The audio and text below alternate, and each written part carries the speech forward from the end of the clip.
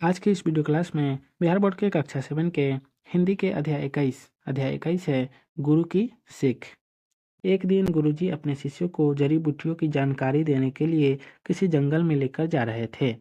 रास्ते में आवारा कुत्ते भौंकते हुए उनके पीछे आ गए।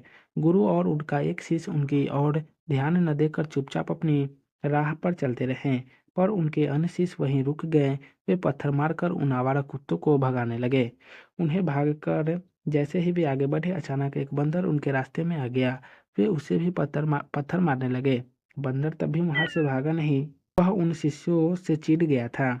बहुत देर तक वे उस बंदर से ही उलझे रहे। जब जंगल में पहुंचे तब तक बहुत देर हो चुकी थी। जब वे अपने गुरु के पास आए, गुरु ने उनकी ओर देखा भी नहीं। उनकी अनदेखी करते हुए गुरु ने अपने साथ आए शिष्य से कहा, वतस शाम होने वाली है, जंगल में अब रुकना ठीक नहीं है, हमें यहाँ से अब शीघ्र जाना होगा। यह सुनकर अन्य शिष्य हैरान रह गए।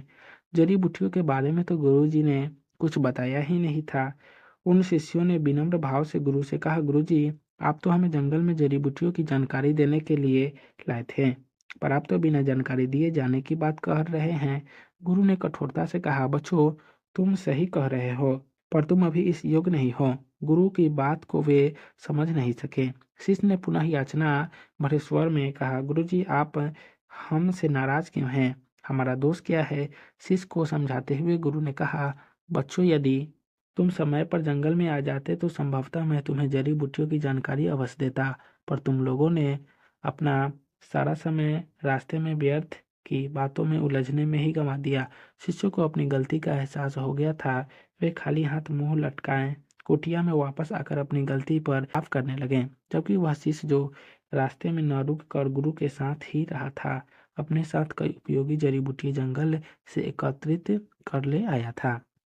तो आज की इस वीडियो क्लास को यहीं समाप्त करते हैं। फिर मिलेंगे नेक्स्ट वीडियो में। तो आप सभी को वीडियो देखने के लिए बहुत बहुत धन्यवाद।